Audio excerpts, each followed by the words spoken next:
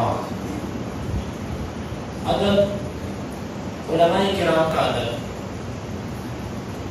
امام عبداللہ بن مبارک رحمہ اللہ کا مقولہ بہت زبردست، میں نے ان کی سیرت میں پڑھا.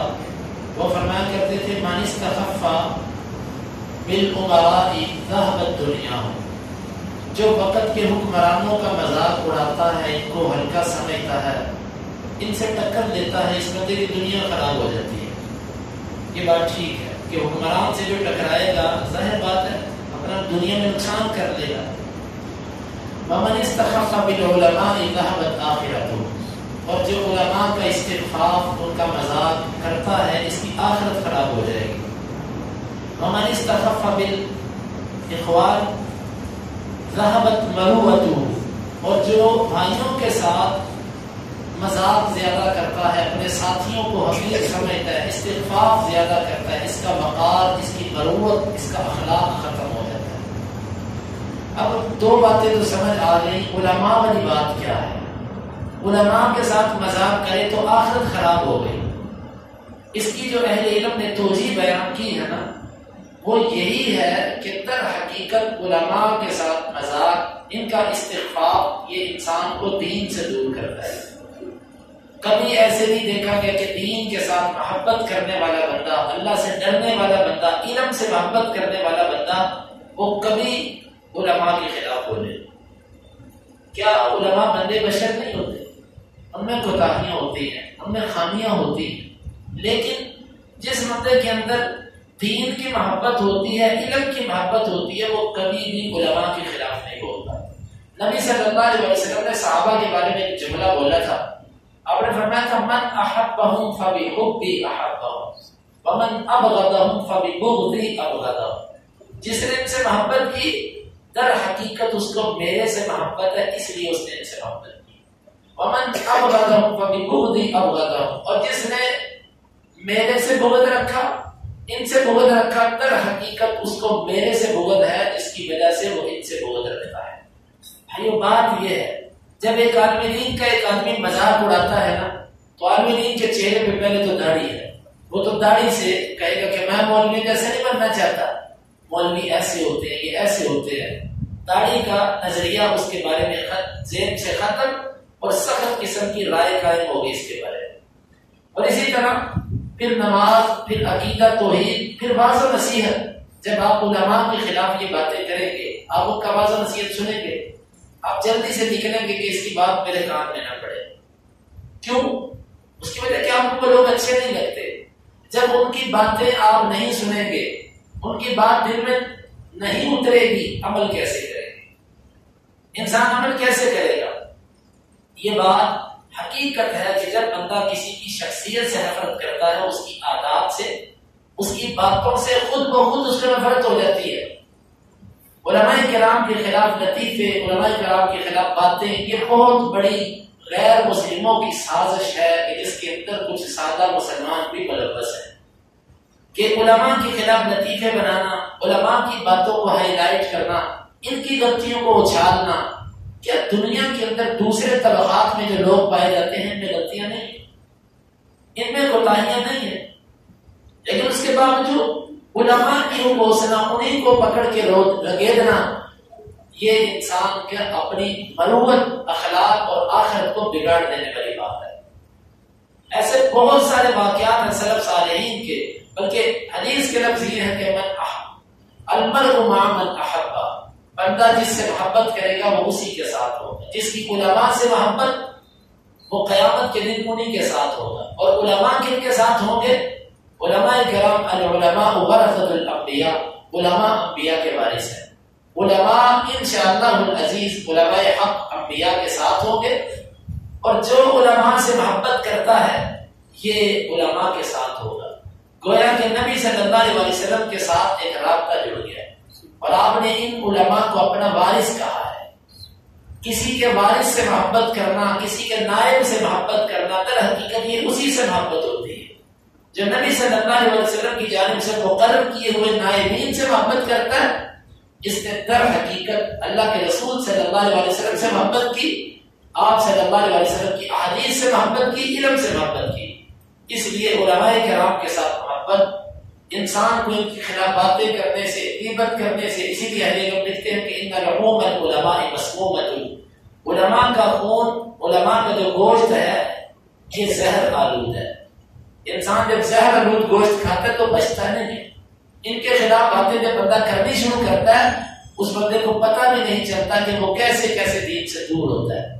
ایک غزوہ کے موقع پر منافقین نے قرا کے بارے میں بات کی، کہنے لگے یہ پیٹو لوگ کھاتے پیتے، کھانے میں بڑے شیر، اور لڑائی اور جنگ اور کام کرنے کے موقع میں پیچھے رہتے ہیں، کھانے پینے میں بڑے شیر۔ نبی صلی اللہ علیہ وسلم کو یہ بات پہنچ گئی۔ سورۃ توبہ کے اندر یہ آیات بھی آتی ہیں۔ آپ نے بلایا تو کہنے لگے کہ ہم تو ویسے ان سے مذاق کر رہے تھے، مذاق میں بات کی۔ آپ صلی اللہ رب العزت نے جو قرآنی آیات نازل کی، اب اللہ و آیات ہی کنتم تستہزئون، کیا اللہ کے ساتھ، اس کی آیات کے ساتھ، اور جو مطلب آگے میں بیان کر رہا ہوں، اور جو آیات کے حاملین ہیں، ان آیات کو تم تک پہنچانے والے، ان آیات کو یاد کرنے والے، محنت کرنے والے، تم ان کے ساتھ مذاق کرتے ہو۔ مذاق کرنے کے لیے تمہیں یہ لوگ ملے۔ در حقیقت بات یہ نہیں ہے، بات صرف یہ ہے کہ جو بندہ، جس برتن کے اندر جو کچھ ہوتا ہے وہی اس کی زبان سے باہر آتا ہے۔ کل اناء یترشح بما فیہ، ایسا نہیں کبھی ہوا کہ برتن کے اندر دودھ ہو اور باہر جو ہے نا وہ کالے رنگ کا پانی نکلے، ایسے نہیں ہوتا۔ جو اندر ہوتا ہے وہی باہر آتا ہے۔ علماء کرام کے بارے میں، علماء کرام آپس میں کسی مسئلے میں اختلاف کریں، ان کا آپس میں کسی معاملے میں علمی مسئلے پر اختلاف ہو جائے، یہ ان کا معاملہ ہے۔ عوام الناس کو حق نہیں ٹھہرتا کہ وہ ان میں سے کسی ایک کی بیجا حمایت کرے اور بیجا کسی کی مخالفت کرے۔ یہ تو ہوا علماء کرام کے ادب کے حوالے سے، لیکن کچھ لوگوں نے اس میں مبالغہ بھی کیا۔ مثال کے طور پہ انہوں نے علماء کے ادب کا یہ مطلب سمجھا کہ یہ غلطیاں بھی کر جائیں تو ان کو تنبیہ نہ کرو۔ یہ مطلب نہیں ہے، اگر کسی اہل علم کے اندر آپ غلطی دیکھتے ہیں تو اچھے طریقے سے اس کی اصلاح کرنا، اس تک بات پہنچانا حق بنتا ہے۔ کسی عالم دین کے عمل سے آپ کو بدگمانی پیدا ہوگی کہ بھئی یہ کہتا کچھ ہے کرتا کچھ ہے، اس سے جا کے پوچھیں آپ نے ایسے مسئلہ بیان کہ خود آپ نے ایسے عمل کیا، کیا وجہ ہے؟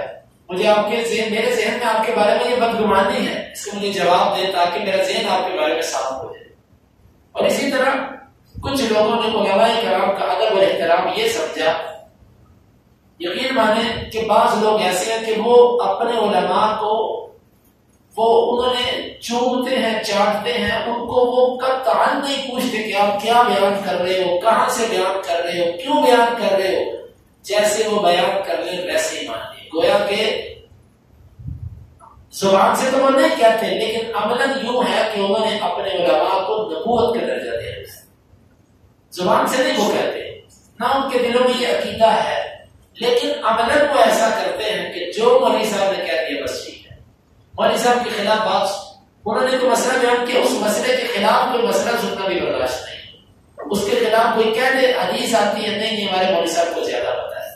یہ بھی علماء کا ادب نہیں ہے، اس کو ادب نہیں کہتے۔ ادب یہ ہوتا ہے کہ ان کے ساتھ حق اور انصاف کے مسئلے میں پوری طرح کھڑے ہو جائیں، غلطی کے مسئلے میں ان کے موقف کو چھوڑ کے حق کو قبول کر لیں، یہ ہوتا ہے علماء کے ساتھ ادب اور احترام۔ تو جب تک ہم ان چیزوں کا خیال نہیں رکھیں گے، یقیناً ہم دین سے دور ہوتے جائیں گے۔ اور اسی طرح خواتین کا ادب اور احترام، نبی صلی اللہ علیہ وسلم کی ایک حدیث آپ کو سناتا ہوں۔ بس ایک دفعہ اقامت ہو چکی ہے، آپ نماز پڑھانے کے لیے کھڑے، اقامت ہونے کے بعد ایک عورت آئی، اللہ کے رسول سے کہنے لگی مجھے آپ سے بھی بات کرنی ہے۔ آپ صلی اللہ علیہ وسلم اس کے ساتھ چلے گئے، سائر میں ہو گئے، کافی دیر وہ عورت اپنے مسائل آپ کو بتاتی رہی، اپنی بات کرتی رہی۔ آپ صلی اللہ علیہ وسلم اس کی بات سنتے رہے۔ اقامت ہو چکی ہے، آپ نے نہیں کہا ان سے کہ اقامت ہو چکی ہے تجھے نہیں پتا، وقت تھوڑا ہے، ابھی ٹھہر کے نماز پڑھ لیں پھر تیری بات سنتے ہیں۔ عورت آئی، آپ اس کے ادب اور احترام میں اسی وقت اس کی بات سنتے رہے۔ جب اس نے اپنی بات ختم کر لی پھر آپ نے آ کے نماز پڑھائی۔ اور اسی طرح غزوے کے موقع پر آپ نے حکم دیا کہ کوئی کسی عورت کو قتل نہ کرے، یہ عورت کا ادب اور احترام تھا۔ منع کر دیا آپ نے عورت کے ادب اور احترام میں کہ کوئی اس کو قتل نہ کرے۔ اور اس کے علاوہ ہم دیکھتے ہیں کہ نبی صلی اللہ علیہ وسلم نے عورت کی ذات کو عزت دی، احترام دیا اس کو، تو ہمارا بھی یہ حق بنتا ہے کہ گزرنے والی جو خواتین ہیں ہم اپنی نظروں کو ان سے محفوظ رکھیں اور ان کو اپنی نظروں سے محفوظ رکھیں اور اپنی زبانوں کو ان پر تبصرہ کرنے سے محفوظ رکھیں. کل انشاءاللہ ائمہ دین فقہاء اور صحابہ کے ادب کے حوالے سے کچھ بات کی جائے گی کہ ان کا ادب کیا ہے اور ہمارے معاشرے کے اندر اس حوالے سے کیا چیز پائی جاتی ہے. اللہ رب العزت سے دعا ہے کہ وہ اس پر عمل کی توفیق عطا فرمائے. اللهم انفعنا بما علمتنا وعلمنا ما ينفعنا وزدنا علما واخر دعوانا الحمد لله رب العالمين.